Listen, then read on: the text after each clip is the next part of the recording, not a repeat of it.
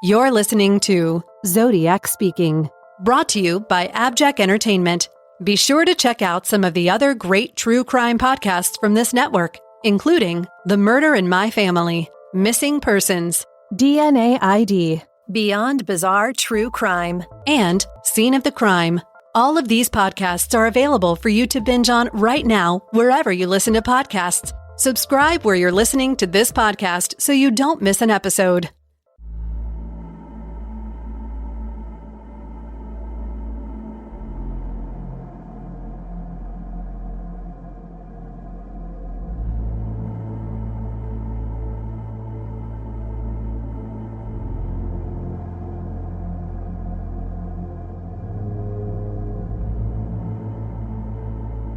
This is the Zodiac speaking.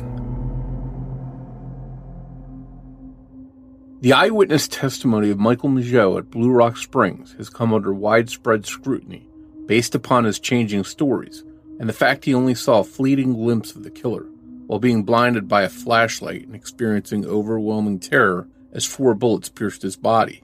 But to be fair, he did see the gunman before he was shot. So in the interest of fairness, let us take a look at what he actually stated in the Blue Rock Springs police report. On page 6 of that report, he stated, "A white man drove up in a car, shined a flashlight inside, and started shooting. Man was older than me." On page 7 of the police report, it was reported that the responding officer asked Mageau to give him some type of description, to which Mageau replied that he can't. He was obviously in a lot of pain. The responding officer then asked a series of questions and was told by Mageau that the responsible was a white male, young, and heavyset. On page 10 of the police report, Michael stated that the subject appeared short, possibly 5'8", was real heavyset and beefy build. Michael continued stating, the subject was not blubbery fat, but real beefy, possibly 195 to 200 pounds, or maybe even larger. He had short curly hair, light brown, almost blonde. Michael would explain that he just saw the subject's face from the profile or side view, and did not recall seeing a front view. Michael said there was nothing unusual about the attacker's face, other than it appeared he had a very large face. The subject did not have a mustache, nor was he wearing glasses. Michael would emphasize to investigators that he didn't get a good look at the suspect other than his profile. It was also dark out and hard to see the subject. The following statement on page 10 is important, where Michael stated the subject was approximately 26 to 30 years of age, but was unable to judge real well what his age was. It's clear from all the statements of Mike Mageau that he managed to give a tentative description of the killer based on a profile, which included an age range of 26 to 30, to the best of his judgment. It may or may not be accurate. That being said, Mageau said that he thought that he could identify the subject if he saw him again. The median value of Zodiac's age, based on the estimation, was 28 years. This is not an estimation we can hang our hat on, but we can't fully dismiss the testimony of Mike Mageau out of hand. So let us move on to the attack at Lake Berryessa on September 27th, 1969. On page 3 of the Lake Berryessa police report, Brian Hartnell stated that the assailant was wearing a black ceremonial-type hood, square on top, and appeared to be heavy-set, between 200 and 250 pounds. On page 8 of the police report, Mrs. White reported that Cecilia Shepherd told her that the responsible was wearing glasses with dark clip-on sunglasses over the hood. On page 23 of the police report, quote, "The victim, Brian Hartnell, thought the suspect was possibly 20 to 30 years of age by voice concept. Victim stated the suspect was 5'8" to 6 foot, 225 to 250 pounds, dark brown hair, sloppy dresser with stomach hanging over his trousers." End quote. In an interview with Sergeant John Robertson at the Queen of the Valley Hospital on September the 28th, 1970, Brian Hartnell stated that the suspect's hair was, quote, "brownish, dark brown hair with clip-on sunglasses, and that he didn't think the suspect had glasses though. And I don't recall how tall he was, maybe 5'8" or 5'10", 6 feet, somewhere in there. I'm a very poor judge of height because of my height." End quote. It was clear that Brian Hartnell's height estimation varied widely, So it's fair to say this cannot be relied upon in narrowing down the Zodiac Killer's height. Although Brian Hartnell did not see the face of the Zodiac Killer, he estimated his attacker's age by the sound of his voice, giving us an estimation of 20 to 30 years. But can we rely on the fairly inaccurate method of judging somebody's age by the sound of their voice? If we believe that account given by Brian Hartnell, approximately 1 month later in the San Francisco Chronicle on October the 24th, 1969, then the answer is no. In this newspaper article entitled, "This Wasn't Zodiac, Say 3 Who Know," Brian Hartnell would effectively contradict his earlier statement of a suspect aged from 20 to 30 by voice concept by stating that he remembers Zodiac's voice as much older and deeper than the one heard in the series of telephone calls to KGO-TV. The next line in the newspaper article added that his opinion was backed up by Napa Police Patrolman Dave Slate and Vallejo Police Clerk Nancy Slover. If the caller to KGO-TV was Eric Wheel, as most people claim, then Brian Hartnell is effectively saying that he remembers Zodiac's voice as much older and deeper than the voice of Eric Wheel, heard in the series of telephone calls to KGO-TV. Eric Wheel was 29 years of age when the phone call to KGO-TV was made, so Brian Hartnell was effectively describing the voice as much older than a 29-year-old. Some researchers have claimed that Eric Wheel sounded young for his age, thereby allowing Brian Hartnell's upper age range of 30 to still apply, but this doesn't alleviate the problem. We could use this same argument to claim that the Zodiac Killer was about 40 years of age, but sounded young for his age, thereby knocking 10 years off his age to once again align with Brian Hartnell's upper age range estimation. The claim that Eric Wheel sounded considerably younger to circumvent the age estimation of 20 to 30 years is essentially a self-defeating argument that can be explained by claiming the Zodiac Killer was actually 40 years of age but sounded 30. With all that said, we will move on to the murder of taxicab driver Paul Stein on October the 11th, 1969 in San Francisco. 3 teenagers from a house overlooking the crime scene at Washington and Cherry Streets observed the murder inside and outside the taxicab. Very likely that night, detectives took a description of the killer from the 3 Robbins children because their testimony appeared in the police report at 6:29 a.m. the following morning. The police report, dated October 12, 1969, and countersigned by the first 2 responding officers that night, Armin Pellicetti and Frank Pita, described the murderer as a white male adult in his early 40s, 5'8", heavy build, reddish blonde crew-cut hair that may have appeared that color due to the lighting. He was wearing eyeglasses, had dark brown trousers, and a dark navy blue or black parka jacket with dark shoes. That very same day, an article appeared in the San Francisco Chronicle stating that later reports, quote, indicated that someone was seen running into Julius Kahn Playground in the Presidio. The suspect was described as white, about 40, 170 pounds, a blonde crew cut, and wearing glasses. He was wearing dark shoes and dark gray trousers and a jacket. The following day, October 13th, a wanted poster was released describing the suspect as a white male adult, 25 to 30 years old, 5'8" to 5'9", reddish brown hair, a crew cut, heavy rimmed glasses, and a navy blue or black jacket. This wanted poster was amended, and a second version was released on October 18, 1969, stating the suspect was a white male adult, 35 to 45 years old, approximately 5'8" with a heavy build, short brown hair, possibly with red tint and wearing glasses. 1 month after the crime, an interdepartmental memorandum was issued on November 12, 1969, giving the description of Officer Donald Falk, who noted the subject walking east on Jackson Street, as he was responding to the crime scene.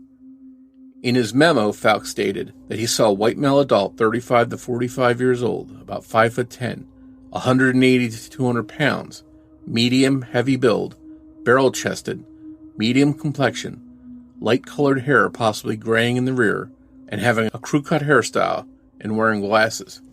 He was dressed in a dark blue waist-length zipper-type jacket, that was possibly navy or royal blue, and he had on brown wool pants.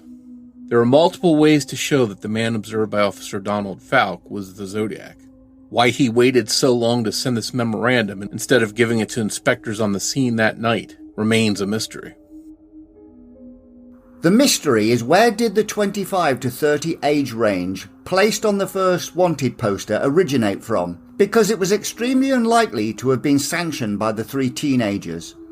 In the police report on October the 12th, 1969, it stated that the suspect was last seen walking north on Cherry Street from Washington Street and was thought to be in his early 40s. Therefore, this suspect description contained within the police report must have originated from the three teenagers. To believe that the three teenagers willfully chose the 25 to 30 age range that was placed on the first wanted poster, we have to concoct a very unlikely scenario, like so. The three teenagers spotted the suspect by the taxicab at approximately 10 p.m. at night, giving detectives an age range of a man in his early 40s on the night of October the 11th. Then, inside of 24 hours, they did a complete U-turn and decided that the man they saw was at least 10 to 15 years younger than the previous night, now giving an age range of 25 to 30 years on October the 12th, in time for the wanted poster to be released on October the 13th.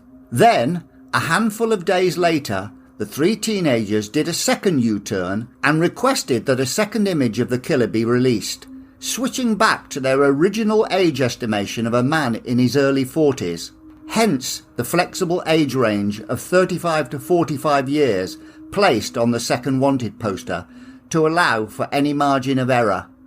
Officer Donald Falk had no input to either sketch.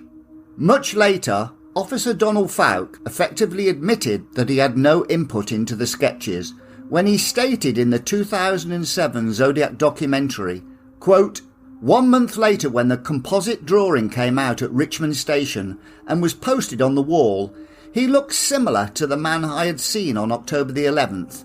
I then wrote a scratch to my lieutenant to forward to the homicide division so they would have the additional information and appearance of the suspect." These were not the words of a man who had already contributed to either sketch on October the 13th or the sketch on October the 18th. If Officer Donald Falk was correct when he thought the suspect was greying in the rear, then this could point to a male of mature years.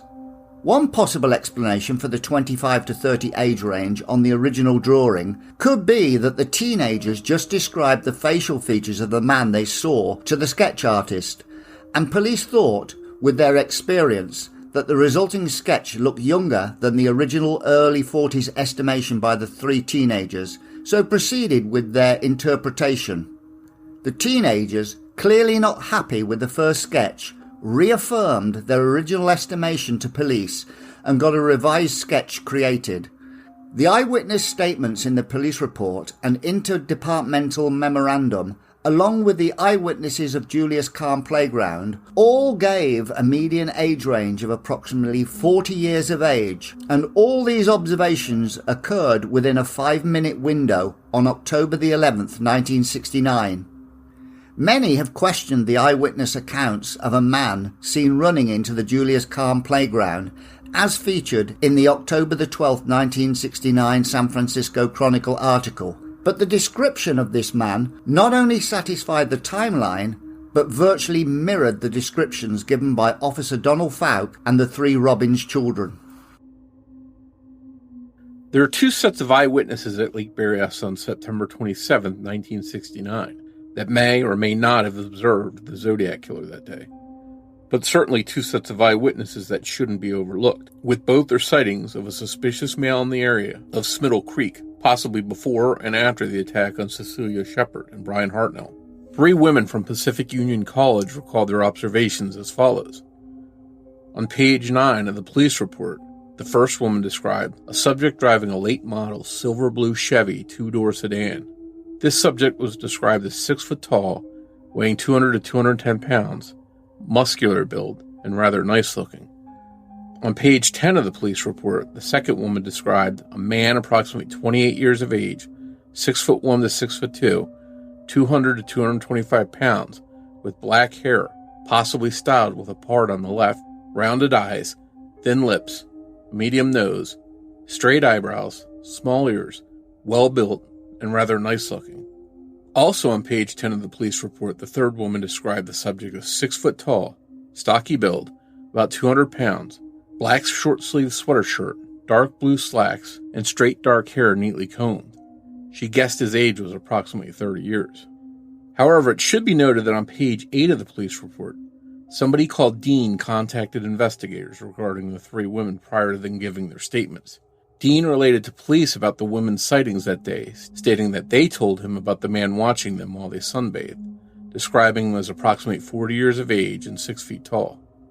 These descriptions of height are several inches more than the previous description given by Michael Mageau, and the soon-to-be descriptions given by the 3 teenagers and Officer Donald Falk at Presidio Heights.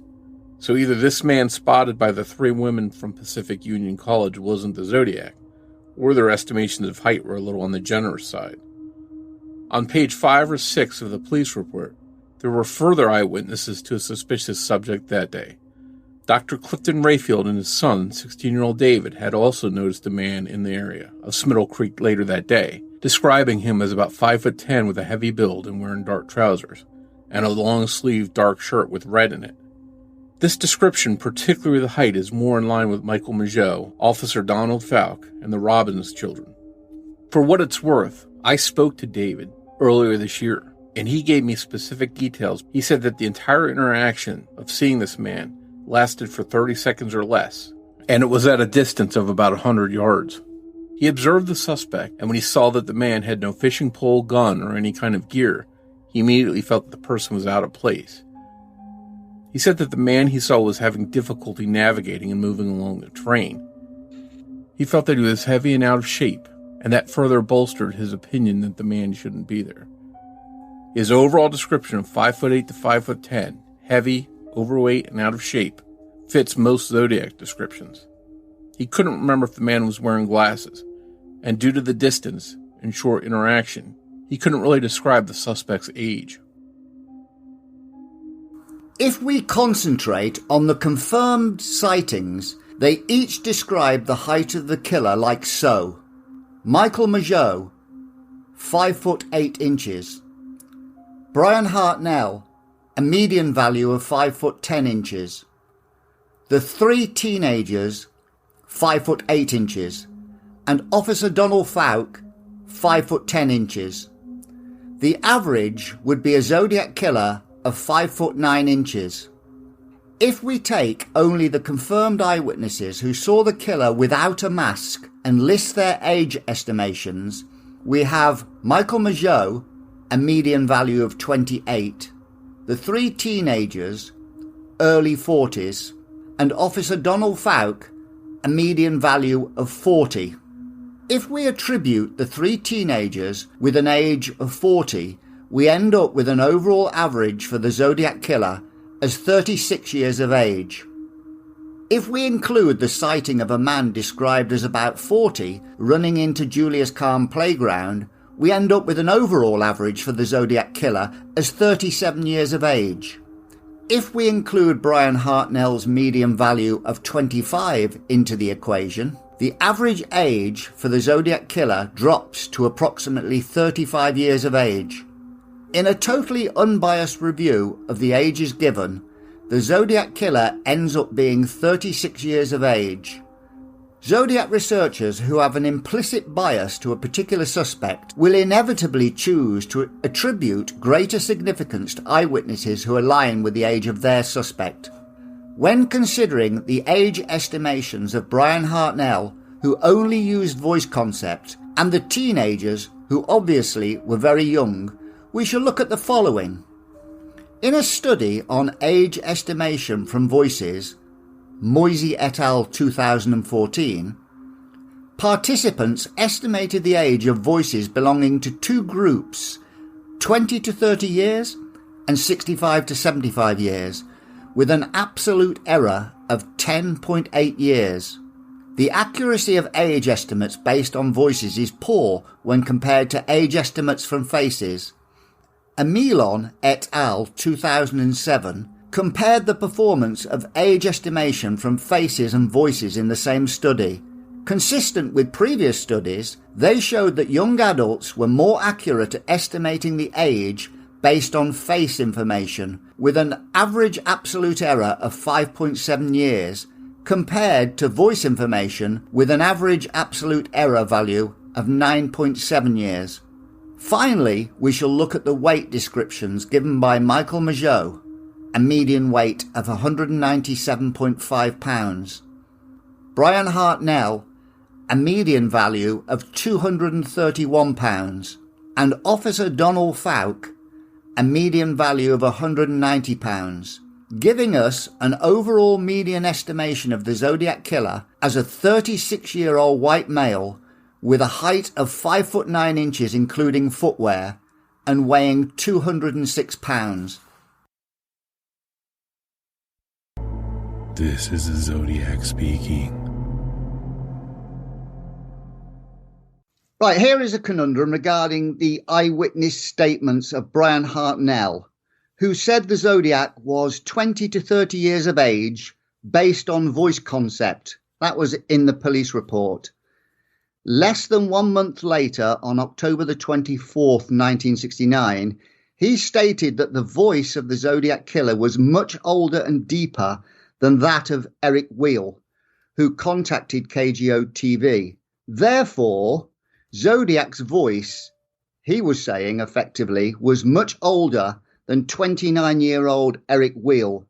I have heard the argument that Eric Weil sounds much younger than 29. So let's say, for example, Eric Weil sounded 19 years of age. This would allow Hartnell to say that Zodiac sounded much older than Eric Weil and still fall inside his earlier estimate of 20 to 30 years of age. But if Eric Weil can sound 10 years younger than his biological age, in theory, Zodiac could be 40 years of age and could sound 30 years of age, also falling within Hartnell's 20 to 30 range estimate. Therefore, can we argue that estimating age on voice concept is meaningless?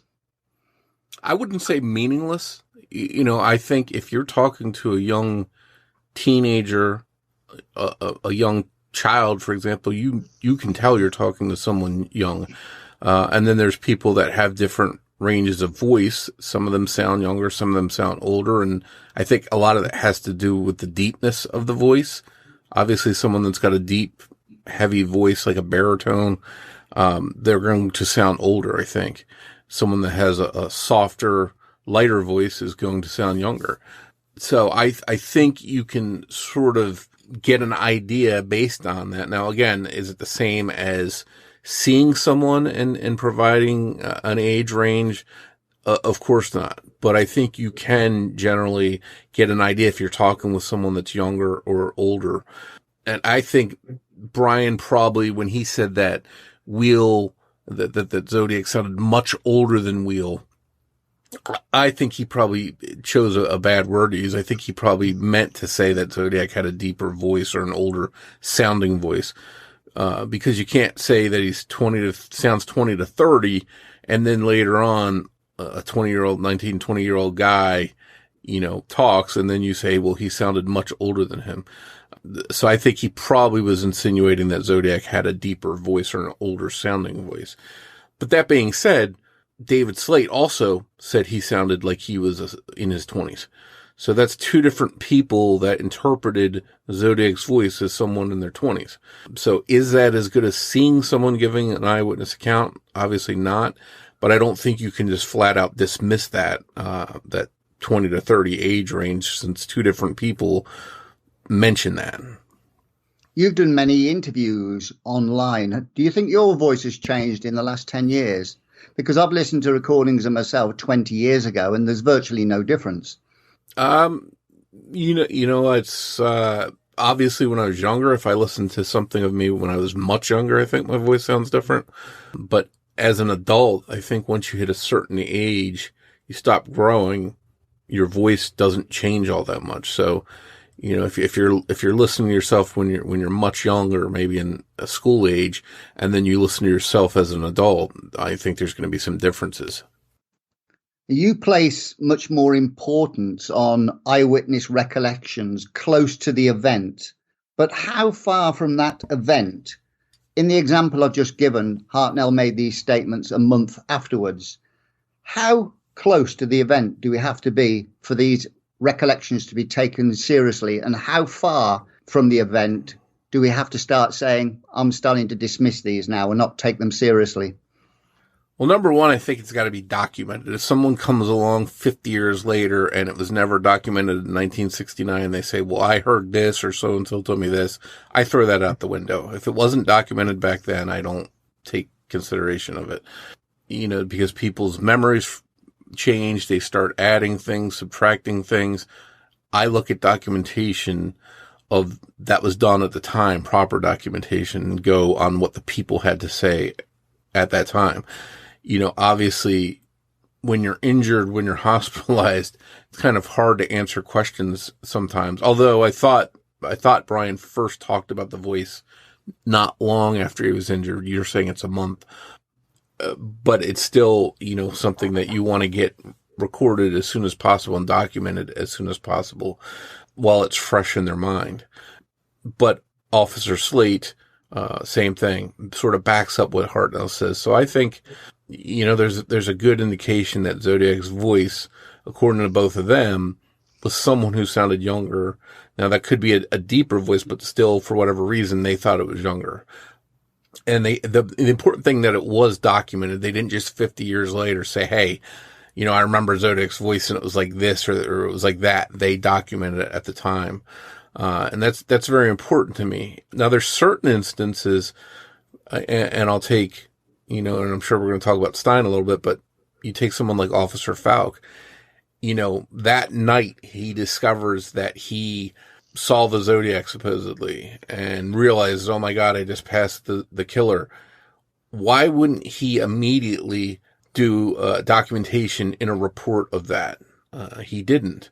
He waited till 30 days later or whatever it was. And that very day when he sent that memo, there was a huge story about the attack in the San Francisco newspaper. So I think he saw that article for whatever reason, then decided to come forward. Now, 30 days later, what's accurate, what's not?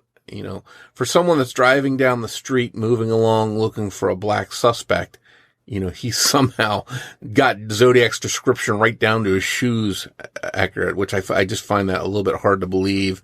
At night, driving in the dark, looking for a black male suspect, you're able to get every shred of detail about the Zodiac right down to his shoes.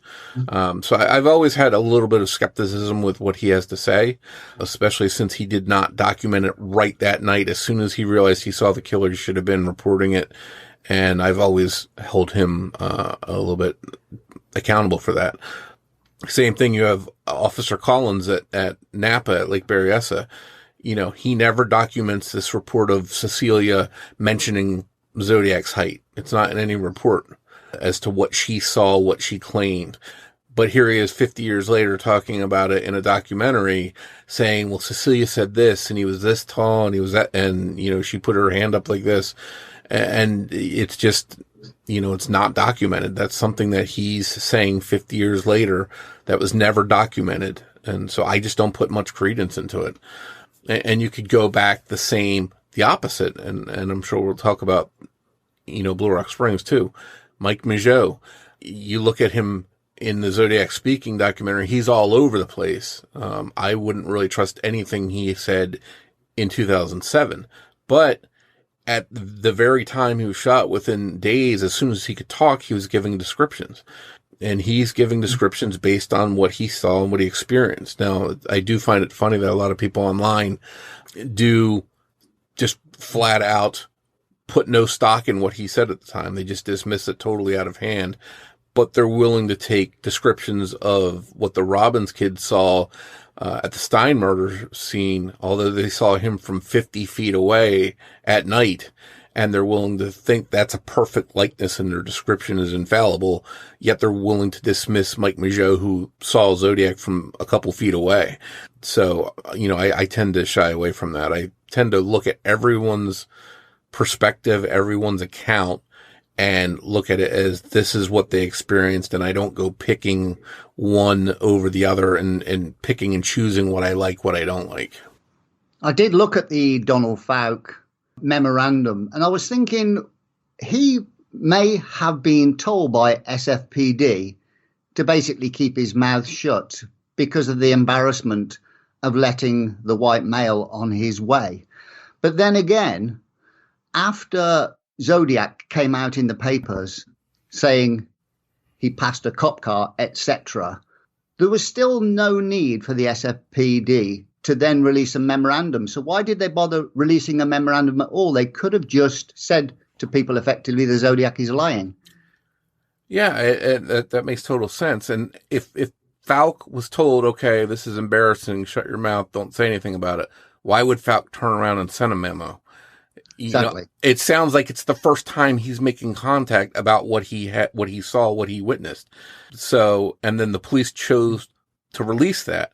So that tells me that they weren't hiding it, trying to sweep it under the rug. They wouldn't have released that memo if they were hiding it for embarrassment. I really think that memo was the first contact Fouke made with them saying, hey, I saw this, I saw that, here's what it was, here's the details. And he did that 30 days after the event. And that in good police work, you would be doing it that night. As soon as they corrected that all points bulletin for that suspect, he should have said, I saw this guy and here's what he looked like. That might have helped in the search that night. You never know. But I think it was just inexcusable that he waited 30 days to come forward with it. It's just not good police work. And in an interview with Michael Butterfield, Armin Pelisetti stated that when he first arrived at the crime scene, he saw the bloody fingerprint on the dividing panel between the driver's side door and the left rear door. Now, this was a later interview, but the point being that the police report back then was so inadequate. How can we state that he didn't actually say that remark back then, but it just wasn't recorded? So all he is doing is reiterating what he'd earlier said, but it was just never placed into evidence or in a report. Well, that's the trouble with the SFPD stuff. We don't have nearly as many of those files as we have of the Vallejo and Napa stuff. So it's hard to say what was documented, who said what. It's hard to verify what was recorded at the time of Stein's murder. It would be a big help maybe to clear things up, but SFPD hasn't released a lot of that stuff, so I think it's going to cause lingering questions. And I can say this, if it's accurate that he did get there and saw that bloody print on the cab before anyone else touched it, then I think it's safe to say that's Zodiac's.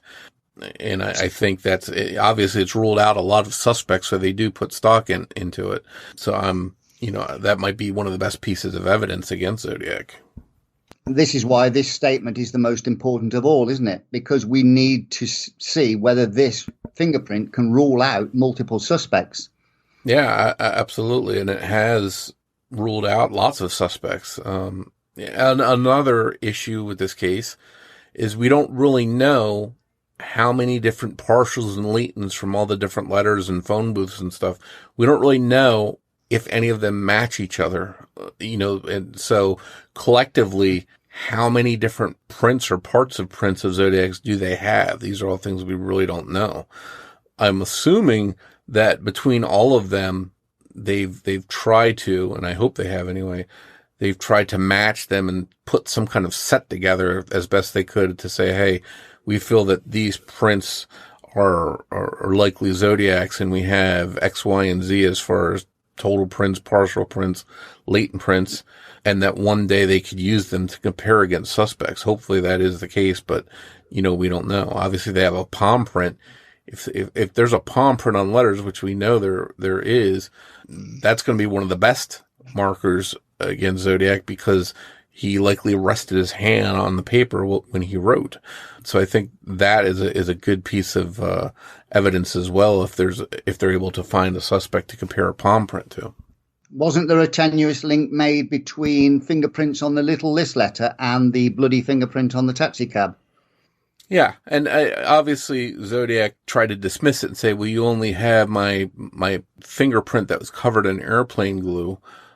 Now, if that's the case, if Zodiac's being honest, then it, a lot of people have been ruled out by a print that's not good, and that would just throw the case wide open. So, I tend to think that Zodiac just said that because what else would he say? You've got my fingerprint. You know what I look like.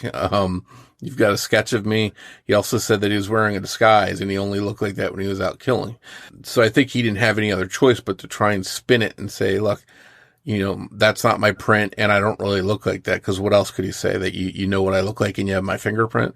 So I tend to think that he did look generally like that. And I tend to believe that is his fingerprint unless he actually did go through the trouble of leaving a fake fingerprint. But I just tend to shy away from that. To me, there's a reason he never had a confirmed kill after that day, because I think he came close to being caught.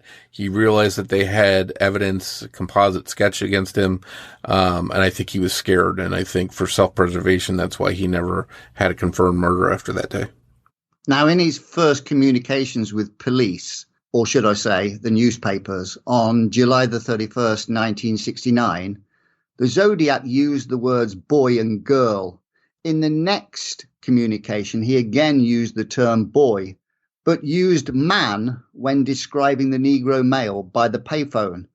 This was the only time the Zodiac would voluntarily offer up an unknown eyewitness to himself, where he made a point of giving us the details of a black male, shabbily dressed, who was about 40 to 45 years of age, and helpfully confirmed Zodiac's vehicle was brown.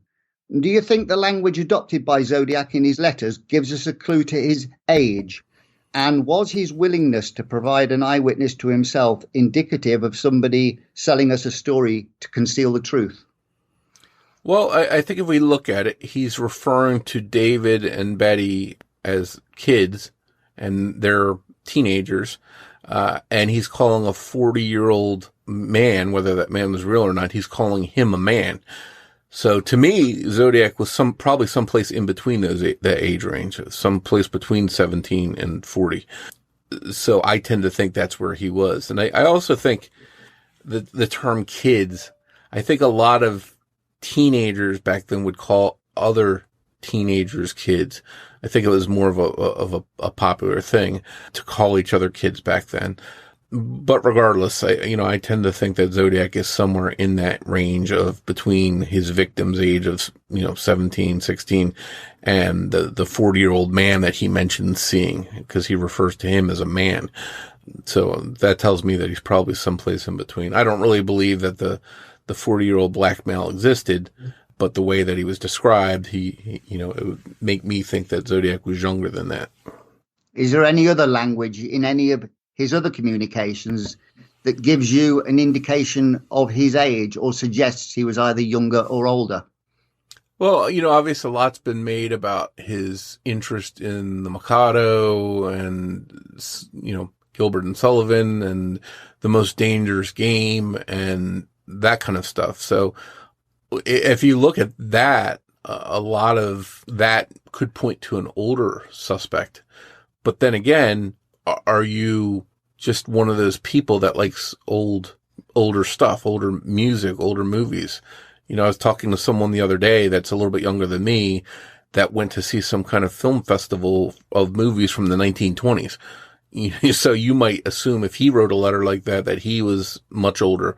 In reality, he's not. He just likes old movies and stuff. So, when it comes down to what Zodiac's interests were, I don't think we can clearly say what his interests were, or at least determine his age just based on his interest, because I think he could be someone that liked things that older people typically liked. So it's hard to find anything like that, that's going to point to a specific age, I think, in a lot of what he wrote. Do you think his clothing suggested an age range?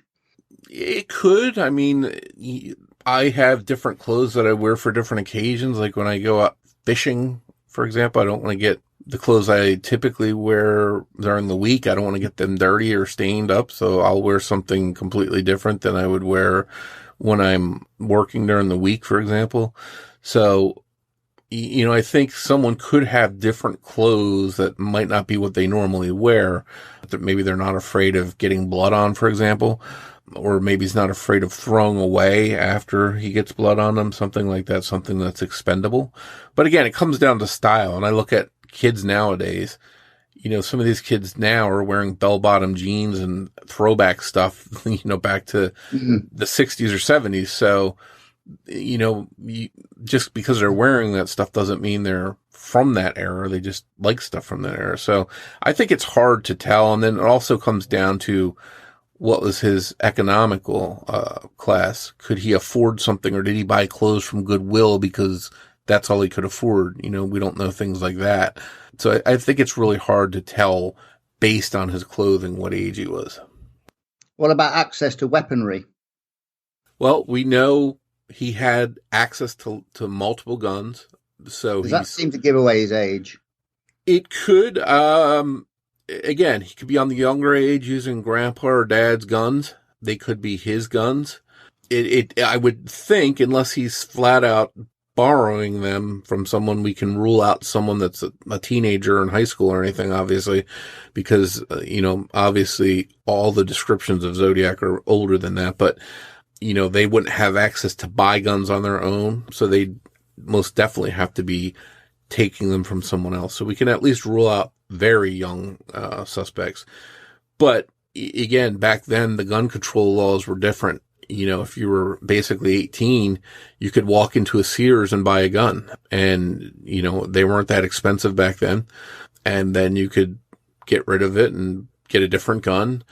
So we don't know if Zodiac was a gun collector who had access to lots of guns, if he would use a gun, then get rid of it, buy a different gun for his next crime. He mentioned in one of his letters that he was getting them from mail order, which was a big thing back then too. So I think it's hard to pinpoint his age. I would say he's an adult over 18, but I think beyond that, there's not really much we can tell about his age and those guns.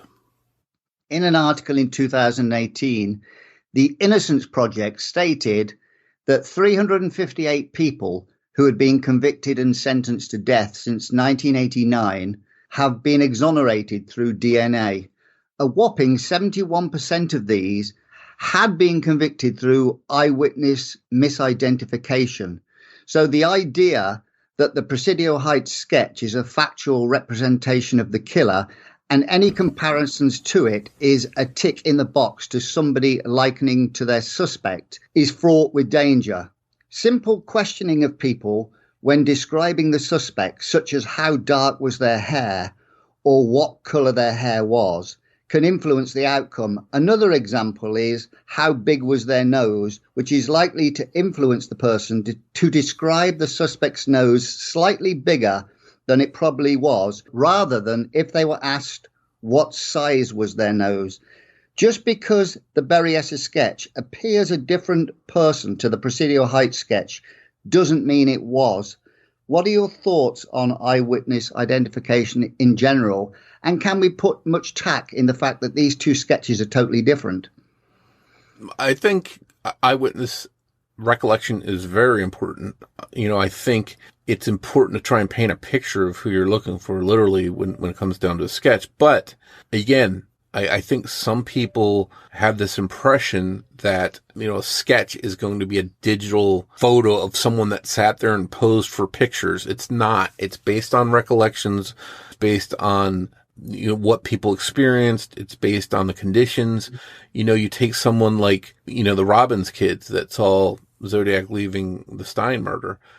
They're looking at 50 plus feet away at night, and people are quick to point out, well, there were lampposts nearby and the taxi cab light was on. I don't care. It's still 50 feet away at night. And the best that you're going to be able to tell is that it was a heavy set guy with glasses and a crew cut. If you're really thinking you're going to get down to the details of what his ears look like, what his nose look like, what his lips look like, I've got a bridge I'd like to sell you, because it's just not, it's not going to be 100% accurate. That's just how it is. We can look at lots of different cases. You can take the Son of Sam case where they had all kinds of composite sketches that looked very little like the actual David Berkowitz turned out to look. So again, could the witnesses in all the cases, you take Majot's case, his is a younger Zodiac with a round face, no glasses. And then you take Zodiac at, San Francisco. He does look different. And is that because now he's gotten a different hairstyle? Is it just the witness's interpretation? He's wearing glasses. A lot of times glasses make people look older. So could the glasses have given them the impression that this is an older guy? Originally, they didn't say he was, that old. The original sketch is depicting someone younger, and then they raised the age later on after the kid said it doesn't look old enough. So, I tend to sort of just take everyone's descriptions and sort of just average them out. And what I can say, based on what I believe all across the spectrum, is that Zodiac was heavy, stocky. I don't think he was a thin guy. I think everyone all the way around said he was heavier, stocky, overweight, whatever you want to call it. He had glasses, at least in San Francisco. He likely had glasses at Berryessa because Cecilia did say that to someone who did document that at the time. It's in the report. So she did tell someone, unlike Collins, she actually told this person this. This was one of the witnesses, and it was documented in a report that he was wearing glasses before he put on the hood. So that much we can take away from it. So this is 2 crime scenes out of 3 where we know he's got glasses. All the crime scenes, he was heavyset. Most of the averages, he was 5'8" is the most common description, but 5'8", 5'10", under 6 feet tall, I think we can all pretty much agree on. So you start to take away that, hey, this is a general overview of this guy. He can change his hairstyle. He can take off the glasses or put them on, but the one thing he can't change is his height and weight. And we know he was a guy 5'8", 5'10", somewhere in that range, heavy build, a couple 100 pounds. We look at Mike Majot. He's up close 3 feet away. Now, I've had a debate with people online that say, well, he was in the complete dark. You can't believe anything he said. He was getting shot at, blah, blah, blah. He saw Zodiac before he ever got shot. So this misconception that Zodiac was shooting him and he was looking while he was being shot, trying to give this description, is nonsense. He saw Zodiac before he was shot. And the one takeaway he described, again, no glasses and a wide, round face. And people say, well, he couldn't really ID him, but he said he felt that he could identify Zodiac if he saw him again. So why people dismiss that, why they want to just ignore him and totally put stock into the Robbins account of what they saw from 50 feet away, where Mike was attacked from 2 feet away. I can't square that. I don't know why people are so quick to jump on one account without giving credence to the other. And I think that's the physical stuff. We go back to the voice thing. Based on 2 people that we know heard Zodiac's voice, it was a younger, 20-sounding voice, according to 2 witnesses. Now, Nancy Slover, her account was a little bit different, but Slate and Hartnell, both of them were involved in the Lake Berryessa crime, and both of them agreed that he sounded like a 20-something-year-old kid. Now, again, that doesn't mean he was 20-something, and that was their interpretation of it. Mike Majot, his age range, again, from 2 to 3 feet away, and you could say it was at dark and it was at night. He's 2 to 3 feet away and he sees this guy. He described him as 26 to 30 years old. That matches Hartnell and Slate. Can look at the original description in the wanted poster in San Francisco. They're looking for a 25 to 30-year-old guy. That matches what Majot and Slate and Hartnell all say. Then they bump it up to 35 to 45. So I think if we look at everything all told, we're looking for a heavyset guy with or without glasses, stocky, probably 5'8", 5'10", somewhere in that range, a couple 100 pounds. And if you believe Mike Mageau, who was up close, he's got a wide, round face. That's a detail that I think you could really see up close that you probably couldn't see from across the street. One thing that's always come into play is the sketch. The Zodiac's face in that sketch looks kind of thin for a guy that's got a heavy build, 200, pounds. His face looks somewhat thin. If you widen that face up, maybe that fits more of the Mageau's description. So maybe his face is somewhere in that range. Maybe it's a little bit wider. Maybe that's why the descriptions are a little bit different. But again, we're talking about people, Mageau and the Robbins kids, that also Zodiac at night. So are they going to be picture perfect descriptions, or any sketches that are going to be made digital copies of someone that sat there posing for them? No, absolutely not. These are going to be general descriptions. And I think when Zodiac's identified, we're going to look at it and say, I could see how, Mageau would say this, or I can see how the Robbins could say this. I think he's going to be some kind of combination, across between what Mageau said and what the Robbins kid said.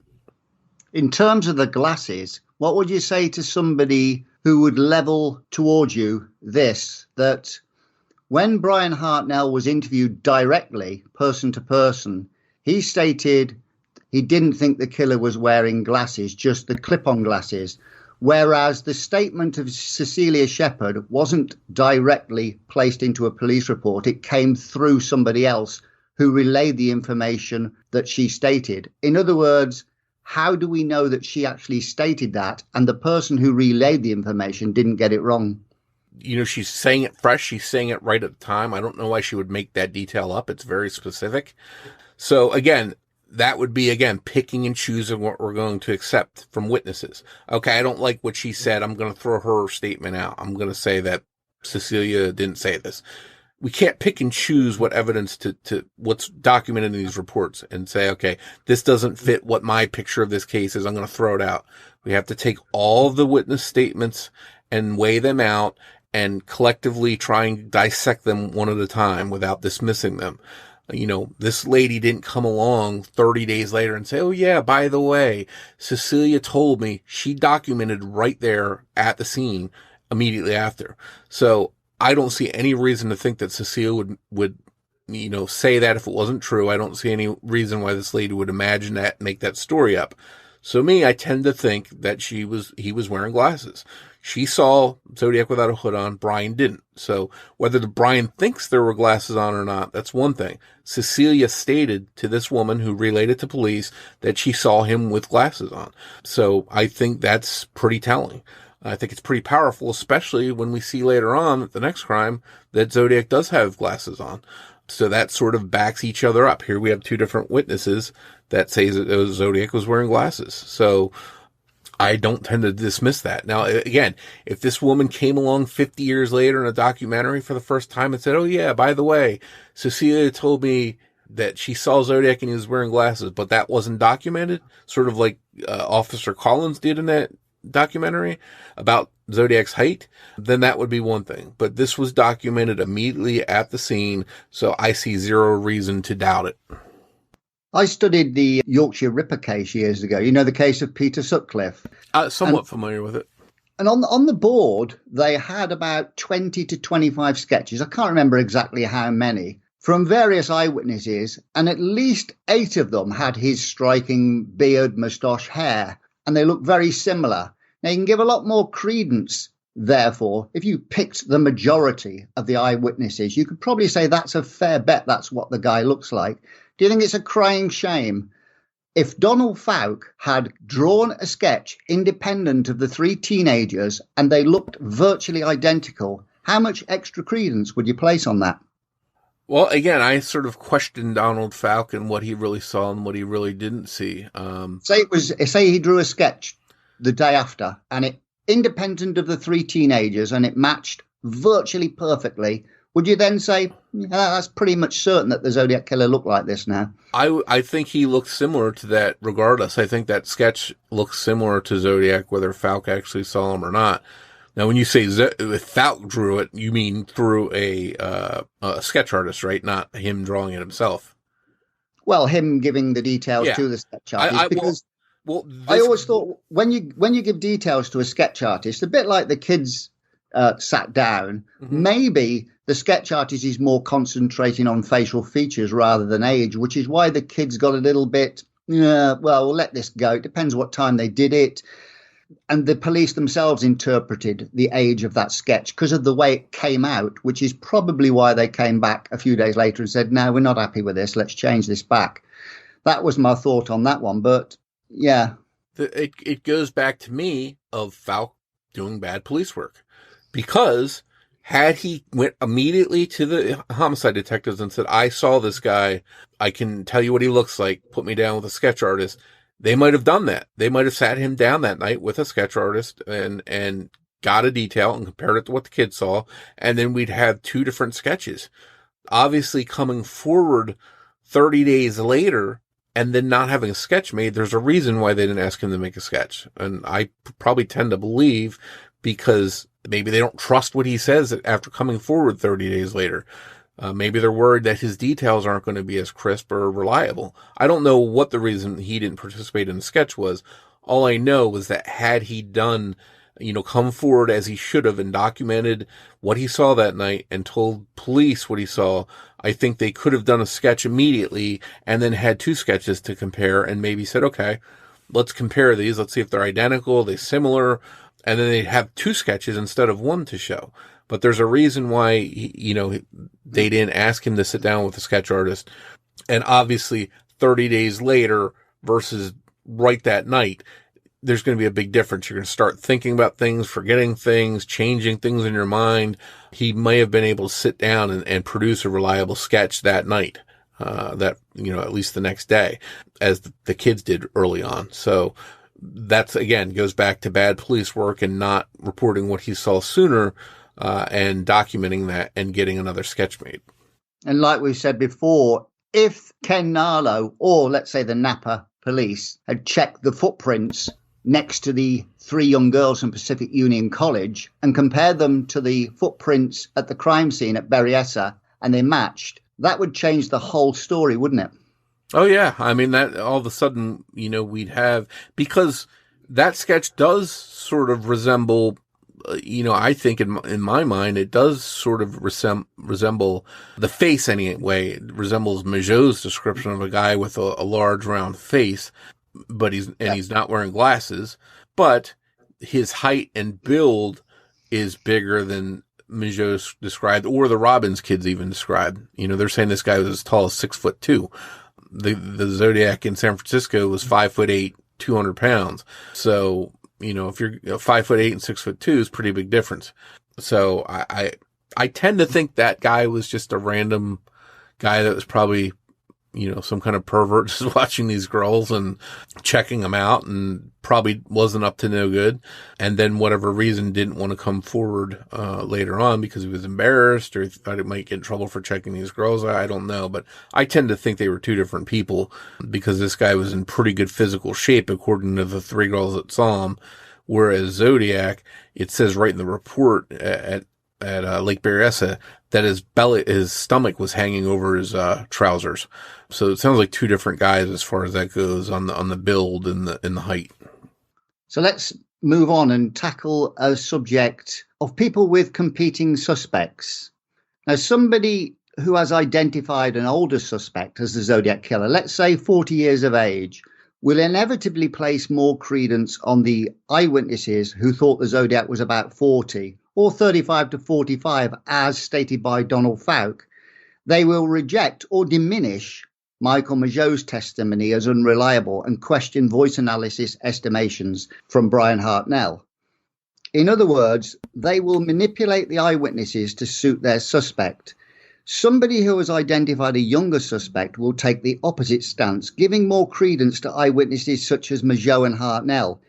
Is it an inevitable part of human nature that having a suspect when investigating the Zodiac case will lead to a biased and potentially slanted analysis? So much so, we have skinny suspects being argued to have worn fat suits and short people to have worn elevated heels. The last two obviously are extreme examples, but how do we guard against analysing the Zodiac with an inevitable bias in tow? Well, I don't think you can. I've seen in the past where someone thought Gaikowski actually had long hair at the time, and someone produced a picture of these wigs they sold that were like that made your hippie haircut fit under like almost like a bold cap, to where you could go to work every day and no one would know you were a hippie. I mean, when you have to explain away that kind of stuff, you're really reaching. But again, I agree there is confirmation bias. I'm facing it right now on a Zodiac thread on Tom Voigt's forum about my suspect, William Andrew, who's a younger suspect, and he lines up with much of the physical traits, the height, the weight. He's on the younger side. He's got a very round face, as Mike Migeot described. But what I'm running into is people are dismissing Migeot at every turn and saying the Robbins kids are 100% accurate. I'm trying to be impartial. Now, obviously, I do have a bias towards my suspect, but I'm also saying that I think the Robbins kids, gave a good description overall of what Zodiac looked like. The only thing I'm saying is it's 50 feet away at night, and the features of that face are not going to be perfect. You're not going to get the exact nose right. You're not going to get the ears perfect. I mean, if it doesn't look exactly like my suspect, they're sort of like, oh, he doesn't look at all like the Zodiac there at Pacific Heights, so it's not him.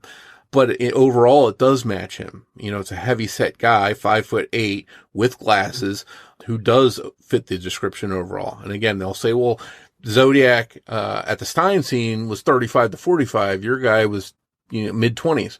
Well, again, you're 50 feet away at night. Who's to say that age is going to be accurate? Now, again, we can get back into what Falk saw, what Falk said.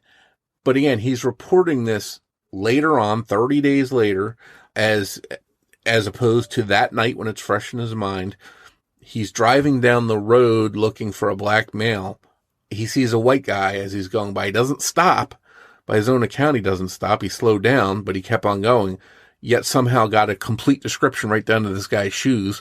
I still can't wrap my head around that. The best I think that he'd be able to say is just glancing at the guy, again, in the dark, as he's driving around looking for a black male, he could glance over, see the guy's heavy set, glasses, and a crew cut. I don't know how he's able to really provide much more detail than that, but somehow it seemed like he stopped and made the guy stop and looked at him and right down to his shoes and said, okay, you can go on. It sort of doesn't square. But getting back to the bias, there's no doubt that people are inherently biased if they have a suspect. I saw the other day, someone was like, well, Tom, you don't have any, you're, I don't remember the exact wording, but they're like, you don't really have any bias. You're going to be totally impartial. What do you think about the suspect? I'm like, hello, he's Richard Gaikowski supporter. He's invested in Gaikowski and he thinks Gaikowski was the Zodiac.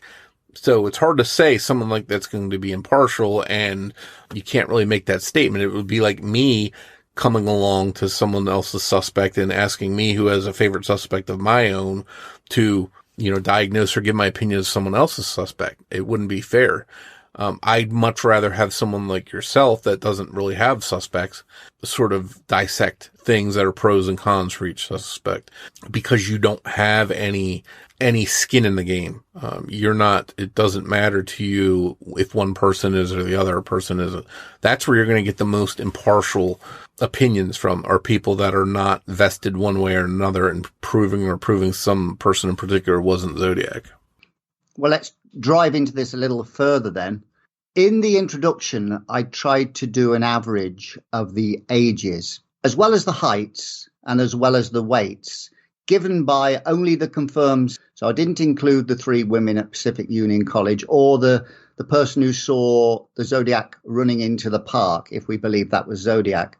Now, in this, I didn't include the police sketch of 25 to 30. I took the 20 to 30 from Brian Hartnell, the first statement by Donald Fouke of 35 to 45, and I took the early 40s from the police report, from the what we perceived to be from the three teenagers. So that's how I did the average. So I'll get that out of the way first before I ask you this question. Now, taking away Brian Hartnell because he didn't see the face of the killer, I did an unbiased estimation of the Zodiac Killer using all the eyewitness descriptions of Migeot, Donald Fouke, and the three teenagers, excluding the sketch, remember. I ended up with an average age for the Zodiac Killer as 36. Including Brian Hartnell's voice concept, it lowered to 33 years of age. Keeping this lower estimation of 33, from all the work I did, we have a killer aged 33 with an average body weight of 206 pounds and a height of 5'9". That was including shoes, because obviously he'd probably have an inch heel at least. From the expanded statements of the eyewitnesses from Pacific Union College, in other words, the three women, the average age was 29 that they gave, with a height of 6'1" and a weight of 206 pounds. So the estimation of weight by the three women of 206 pounds was identical to the average body weight given by all the confirmed eyewitnesses in the case. Their age estimation was only 4 years below that of all the confirmed eyewitnesses. The only major discrepancy was the height, with a disparity of 4 inches. Could we explain that through the elevation of the suspect and the fact they were sunbathing? A bit like why Brian Hartnell was unsure of the height of the killer, because they were on the ground looking at an elevated suspect and a hood which probably made him look taller than what he was. Well, that and Hartnell has pointed out himself, he was a poor judge of height because he was extremely tall. I think he was, 6'5" or something like that. And he admitted that he was not a good judge of height. But that aside, I think you've done a good job of reconciling and averaging out, the witness descriptions. The outlier seems to be the sunbather guy who's taller, but other than that, he fits. I think we can say, just on what you've proven, that Zodiac was a heavy, stocky guy, probably 5'8", 5'9", as you pointed out, around 200 pounds. And from there, it's just a question of age. You have at 36 as your median age. And I think that Zodiac, and I know it's a big range, but I think Zodiac was 25 to 45 years old. And heavy set, stocky, sometimes wore glasses. If we average everything out, that's what it tells us. But I don't think we can say specifically based on that Zodiac was 25 or Zodiac was 45. We have a broad range we've got to work with, based on all the eyewitnesses being equal and having a say in what Zodiac looked like. Now, the sound, again, we go back to the sound for a second. According to Hartnell and Slate, two people that definitely talked to him, he sounded like someone that was in his 20s, as Brian laid out. And again, he changed that a little bit and made it sound like he was bumping that up a little bit. But Slate still thought he was in his 20s. So I think everything being equal, we're looking for a guy that was 25 to 45 years old, maybe sounded on the younger side, and was a heavy build, 5'8", 5'9", sometimes wore glasses. That's the best overall description I think we're going to get. So I think anyone that has a suspect in that realm, I think has a leg to stand on as far as my guy could be that guy. I think that's just the way it is. Now, we could get some like Earl Van Best, for example, a guy with male pattern baldness that wasn't really noted on any descriptions, who was 140 pounds soaking wet, had a very thin build. He just doesn't fit the description. So even if he's in the right age, even if we wear glasses, he doesn't fit everything else. So there are people that can be ruled out, but you mentioned people going as far as to explain, well, my guy was wearing a fat suit, even though he was 150 pounds. That's how he passed for 200 pounds. You can start to rule certain people out, even if they fall within the the description range, the age range. But a lot of people will still be able to say my suspect fits that overall description. And I think that's just the way it is. Unfortunately, it's a pretty broad range with no way to really make an exact determination. But I think when Zodiac's identified, we're going to find out he was between 25 and 45 years old. He looked generally like that sketch, and he matched the overall description of Zodiac. And I think his face might look a little different. Some of his features might look a little different, but he's going to have the overall fit to the majority of the descriptions. We don't know if the three young girls from Pacific Union College saw the Zodiac, but they did give an average age of 29. But I was playing devil's advocate a little bit earlier when I was talking about Cecilia Shepard giving her statement through somebody who then passed it on, in the sense that early on in the Berryessa report, before the three young girls gave their descriptions, their details were passed on by a man from Pacific Union College, but he actually stated that they reported that it was a 40-year-old man. So even that statement conflicts with what the three girls later said in the police report. Do you get what I'm saying? Yeah, so anytime you've got more people involved, sure, there's a chance that something's going to be misrelayed. But the important thing is, if you look at the Napa reports, the first-hand witness, not a second-hand witness or a third-hand witness, the first-hand witness that Cecilia mentioned Zodiac was wearing glasses to, gave her statement to police. The first-hand witnesses, the sunbathing girls, were located and gave their original statements to police. So there's no second, third-hand people going beyond that. It is the first-hand witnesses or the people that were told something firsthand. They're not learning this information through third, fourth generation people, because you know how it works. By the third or fourth time that someone's telling a story to someone else and who comes forward to police, all the details get changed. You know, someone that was on the shorter side is now bigger. All kinds of different features can get changed. So I think it's important and wise and smart that all these people that were witnesses that day were talked to. Napa did a good job. You know, I talked to Ken Narlow, and he said he wishes there were other things they had done, you know, hindsight being 2020. He mentioned that the man watching the girls had smoked cigarettes and left quite a bit of cigarettes there. And he wishes in hindsight he had picked up the cigarette butts, but it's just, you know, at the time they didn't think of it, and they didn't, you know, DNA wasn't a thing back then.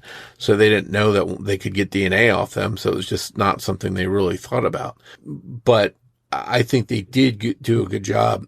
They did do a good job as far as finding out everyone there that had something to say and documenting that, as opposed to 50 years later, someone that never documented anything all of a sudden coming forward, you know, with a story, you know, like someone like Officer Collins, or even Falk. It's a prime example of how the stories can change, because now by 2007 documentary, he's adding these mysterious facts of Zodiac walking up to an address, walking upstairs to a certain house that he never put in the memo.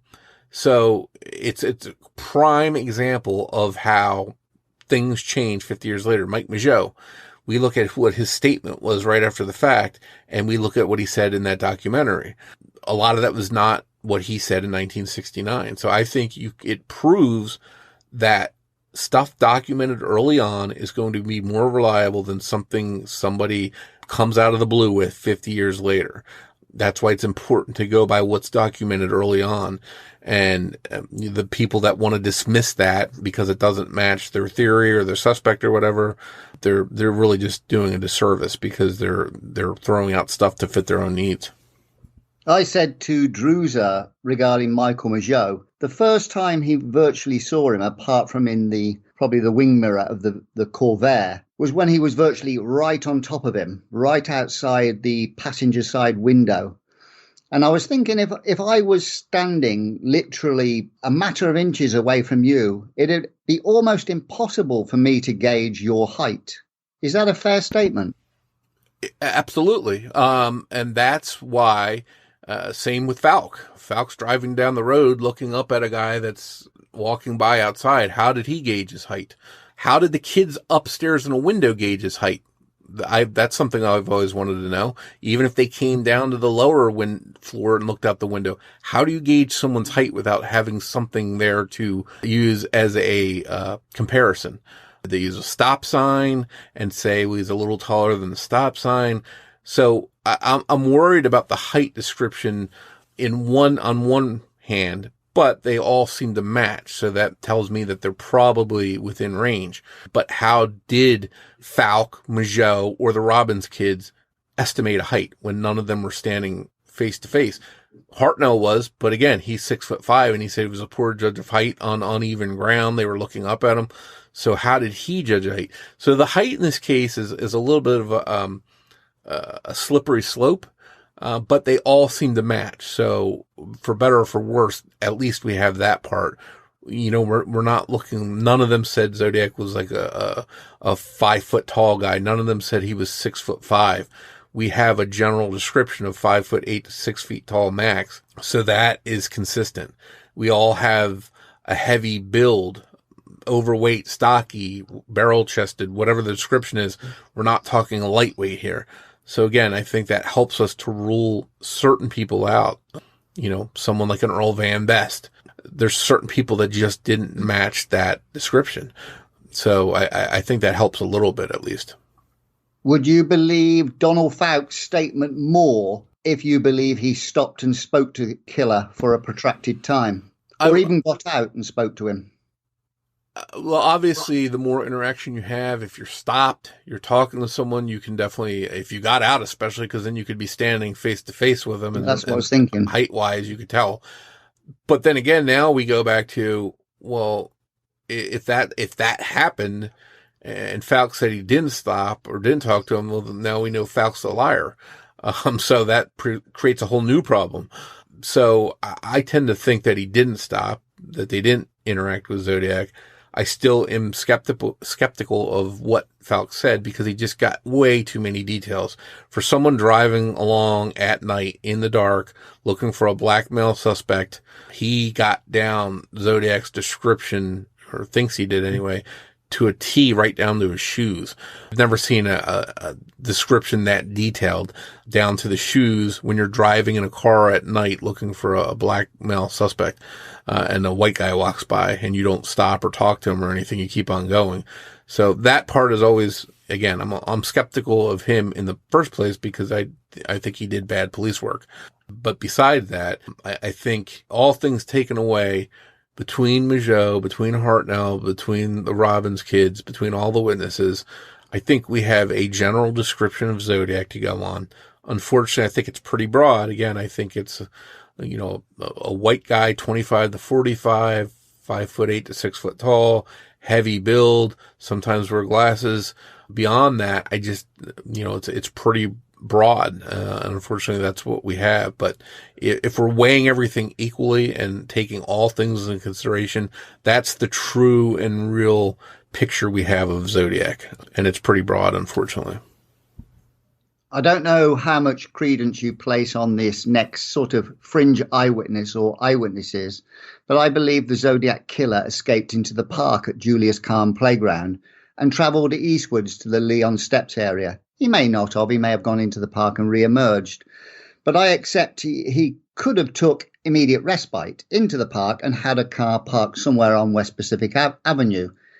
Geographic profiler Kim Rosmo finds it unlikely that the killer hid in the park, believing a canine track would have found him, concluding the killer likely escaped quickly by vehicle, bearing in mind the description in the newspaper on October the 12th of a man seen running into the park with almost identical characteristics to that described by the Robbins kids and Donald Fouke. How do we reconcile that, according to Rosmo, the dogs never picked up a scent by Julius Kahn Playground? That part I don't know. I don't know enough about training dogs and tracking dogs and what they operate on. I don't know about the specific dogs that were there, the handlers, the people whose job it is to work with them. And again, I think we're getting into sketchy territory as it is. If, we can assume that maybe that's him because the description seems to match, but we don't know with certainty. But again, I try and stick with what we can determine based on more reliable facts. And I think we're getting into sketchy waters there. I mean, we can go to Kim Rossmo opens up a whole new argument. Now he's someone that's, of the opinion Zodiac lived in a certain area. So now we can not only look at the physical traits of Zodiac and his age descriptors and his height and weight descriptors, but now, if we believe Kim Rossmo's research, we can say he lived in Vallejo, in the Vallejo area, which is what Kim Rossmo believes. So now we can whittle down that suspect list. But then again, we'll have people with suspects that lived outside of Vallejo that will say, well, that's not reliable. So again, it comes down to the picking and choosing of certain details to fit their theory or their suspect. And it really keeps the debate and the argument going. Let's just do a little bit more on Kim Rossmo. If we include Brian Hartnell into the equation, I gave an average age of the Zodiac Killer from the confirmed eyewitnesses as 33 years of age, with an average weight of 206 pounds and a height of 5'9". Rossmo concluded the following of the Zodiac in 1969: of a white male, 32 years of age, between 28 and 36 in brackets, short brown hair, 5'9", between 5'8" and 6 feet in brackets, 210 pounds, which matches the 206 very nicely, with a 10.5-inch shoe size and worked Monday to Friday. Which of these findings from Kim Rossmo would you challenge, if any? Well, again, I think, and without knowing Kim Rossmo's expertise, I thought he was mainly a geoprofiling expert, but it sounds like he's done pretty much what you did of averaging everything out. I tend to agree with a lot of what he said. I think that Zodiac is in that same range that I mentioned, 25 to 45, similar build, brown hair, everything we talked about. I tend to believe, and again, just my theory, I tend to believe that he was right. He worked weekdays, probably in San Francisco, which is why all the letters were postmarked from there most of the time, and lived in Vallejo and was killing there on weekends when he was off work.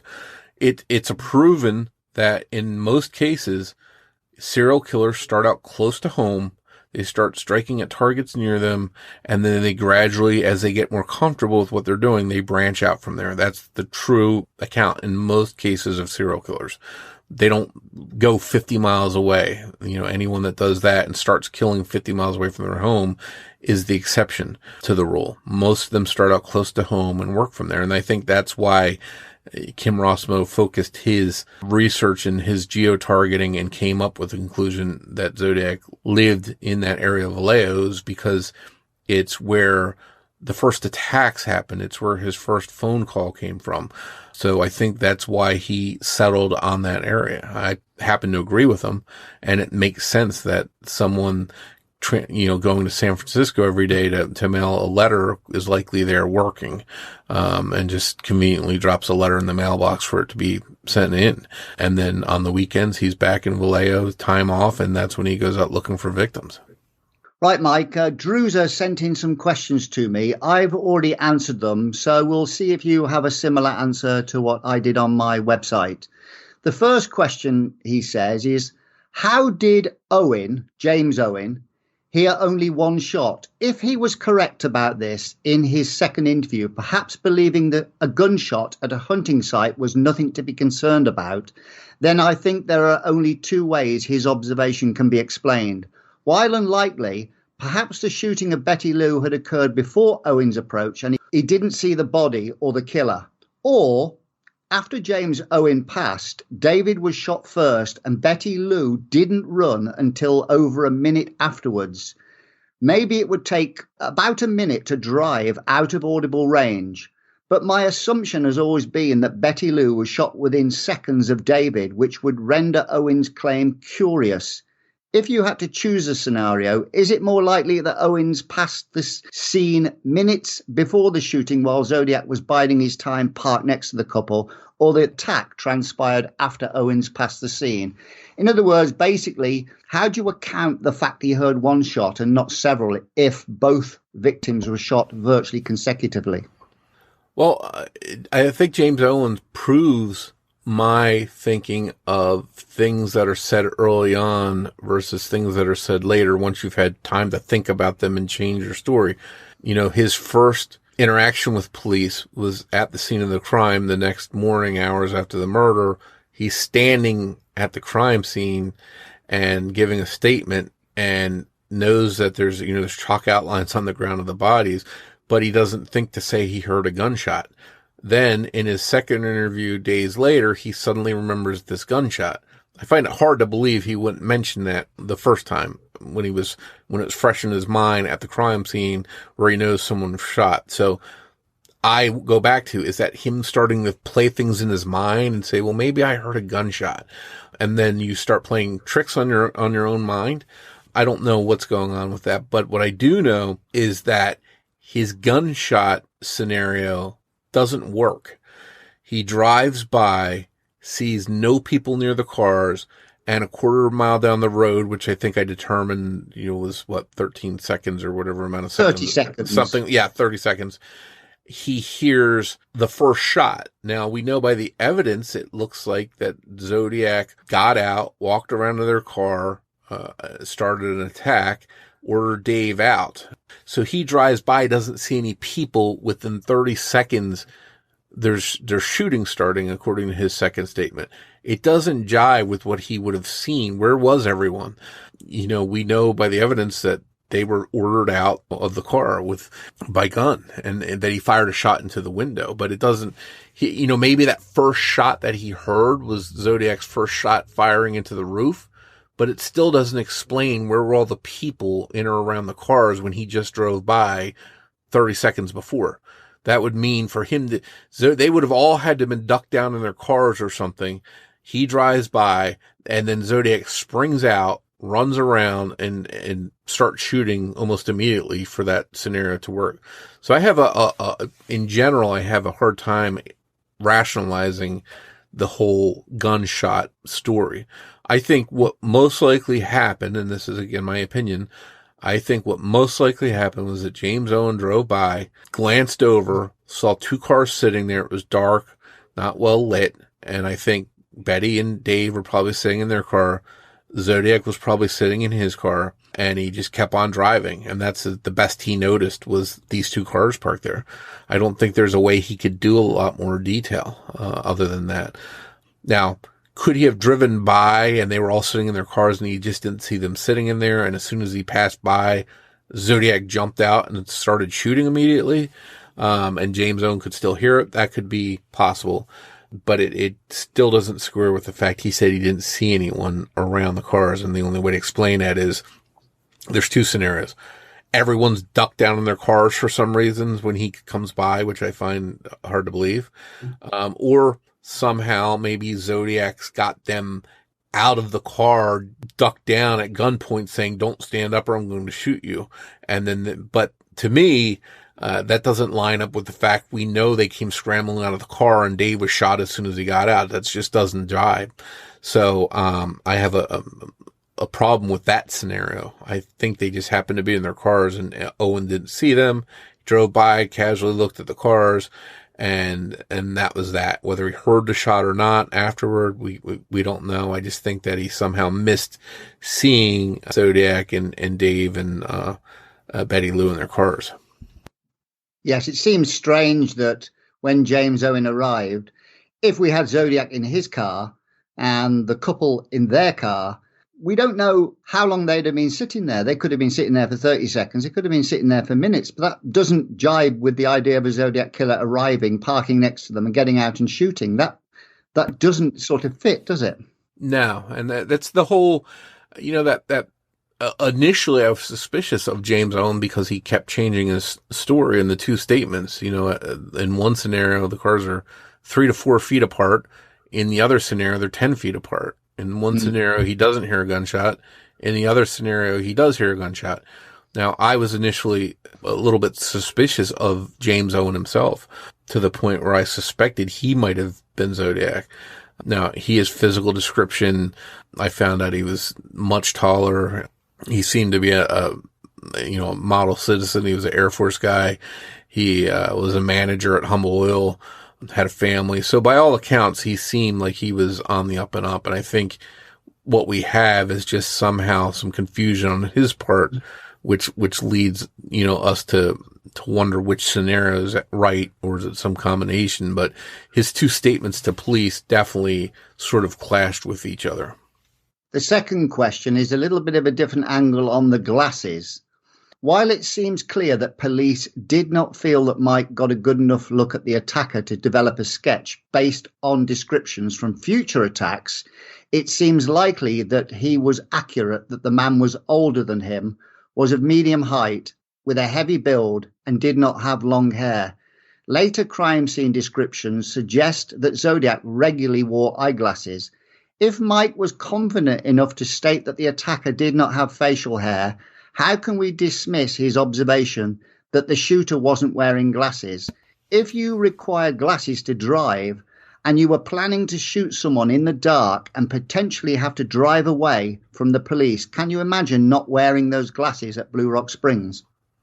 I go back to, I know people that sometimes wear their glasses and sometimes they don't. My suspect, for example, I've seen photos of him with glasses and photos without. So I know for a fact that sometimes people just don't wear their glasses.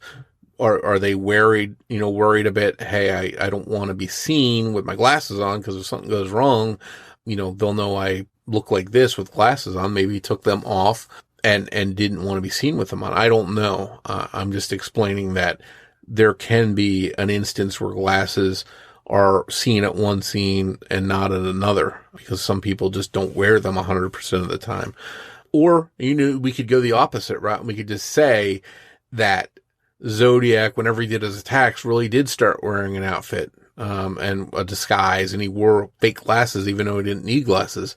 We could say that, Cecilia saw him with glasses and then the Robbins kid saw him with glasses, but that was just part of his disguise. Now, if that's the case, now the spectrum of what Zodiac really looked like really opens up because now we could be looking for a guy with no glasses. So where does it end? Again, I go back to each witness presents what they saw and you take it into record and you digest it, and each one stands on their own.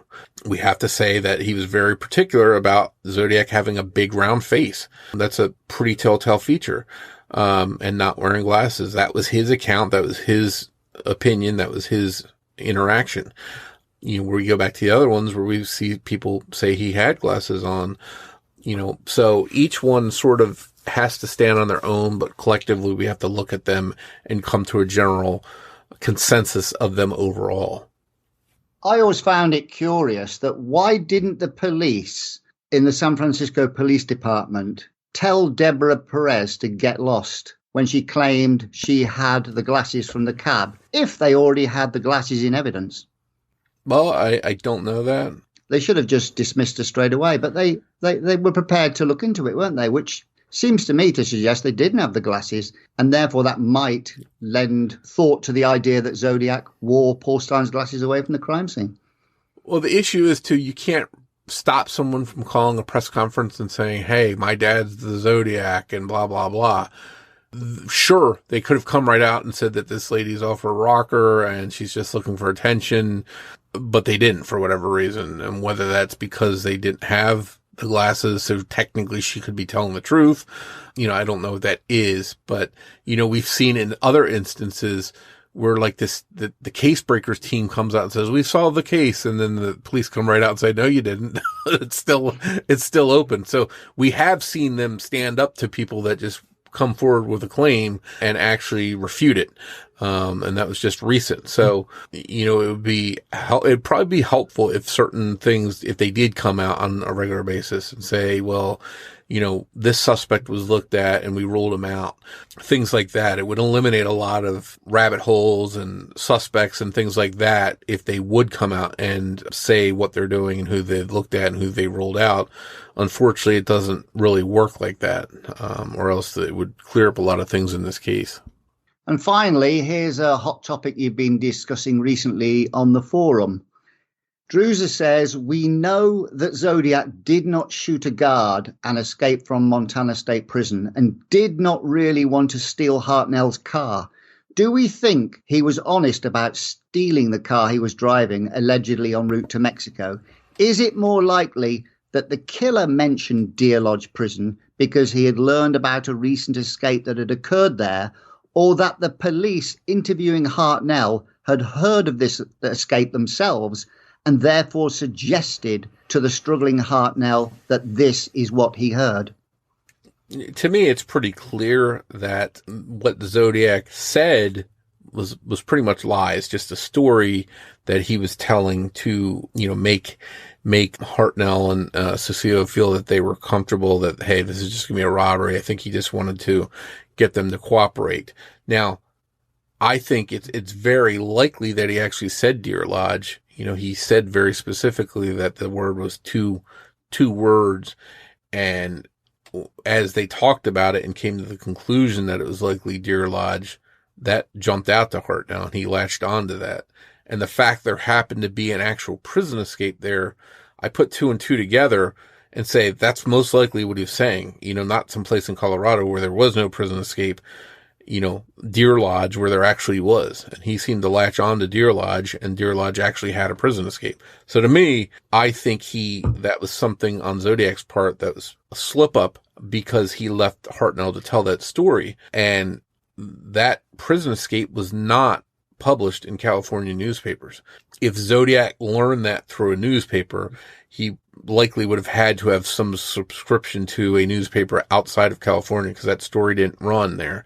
Or it opens up another possibility, as in my suspect's case, he had, a family member who was dying in Deer Lodge County, Montana at the time. And so I could see that coming up in conversation, as to the prison escape, the mention of Deer Lodge. If you've got family out there and they're talking to your family, it could come up in conversation to where the Zodiac could use that in his BS story that he just makes up on the fly and doesn't really think it's going to come back to him at all. But he had to know about it somehow. If that is what he indeed said, I think it is. I think it's the logical answer. So I think that's a slip up on his part.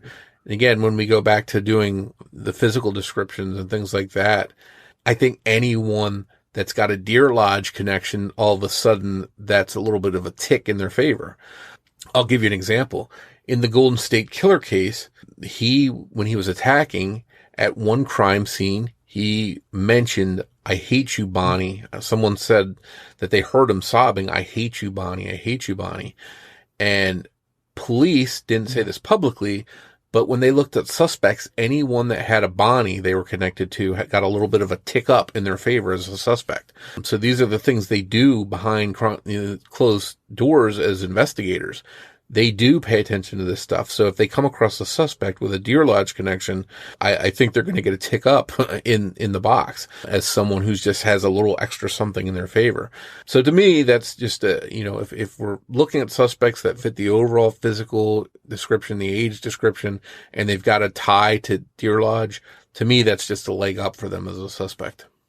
I don't think there's a conflict between Colorado and Montana, because he stated, according to the police report, he was an ex-con out of Colorado, but was an escaped prisoner from Montana. The two don't have to be antagonistic to one another, do they? Because he could be both, and he could have said both. And he could be, and I know that's coming from is that in a newspaper article? What, Colorado? Where he specifically mentions Colorado? The ex-con out of Colorado came out of the police report. Okay. William White was interviewed, and he was told by Brian Hartnell that he stated that he was an ex-con out of Colorado. That's what Brian Hartnell reported to William White. He could be making up that he was an ex-con out of Colorado and making up he was an escaped prisoner from Montana, because they're not exclusive to one another. An ex-con doesn't mean he escaped from Colorado. Do you get what I'm saying? Oh, yeah. I mean, he could technically be both. He could be, yeah. If he said both those things, both could be clues to his background, for sure. Exactly. Both are worth investigating rather than dismissing one over the other, because the two aren't mutually exclusive to one another. Yeah, and this again comes down to, confusion of what's in police reports, trying to siphon through them and say, well, what is it? At this point, we go back and we could ask Brian Hartnell, but again, it's 50 years. So how accurate is his memory going to be at that time? Going back along about what Zodiac said, is it going to be accurate if he says Deer Lodge now? That's why I think we go by the reports, and we see again the Colorado and the Deer Lodge being mentioned throughout the reports. So to me, I just go back to the fact that Deer Lodge comes up and prison escape, and there was a prison escape in Deer Lodge at the time. I go with the all likelihood that he was somehow had that knowledge. So to me, that's a little bit of a clue to who he was. Yeah, the only reason I brought that up is we don't necessarily have to choose one over the other. We can investigate both Montana and Colorado into the equation. Or it could be someone like my suspect who had family in Colorado and a family in Deer Lodge. Exactly. Never know. Thanks for joining us for this episode of Zodiac Speaking. Please make sure you're subscribed to the show wherever you're listening now, so you don't miss a single episode. New episodes of Zodiac Speaking will air every other Saturday. If you want to follow or interact with us on social media, we'd love to hear from you. You can find Zodiac Speaking on Twitter with the handle @PodcastZodiac, or you can search Facebook for Zodiac Speaking Podcast. And don't forget, you can get plenty of Zodiac details 24/7 by visiting my site at zodiacciphers.com or by going to Mike's site at zodiackiller.net. If you'd like to help more people find Zodiac Speaking, please take a moment to rate the show and leave a review of it on your favorite podcast player or app. As we wrap up this episode, Rich and I would like to play a preview of a true crime podcast we think you'll like. It's called Autumn's Oddities. Be sure to give it a listen. On behalf of Rich, this is Mike Morford, and I'd like to say thanks again for listening, and we'll see you on the next episode of Zodiac Speaking.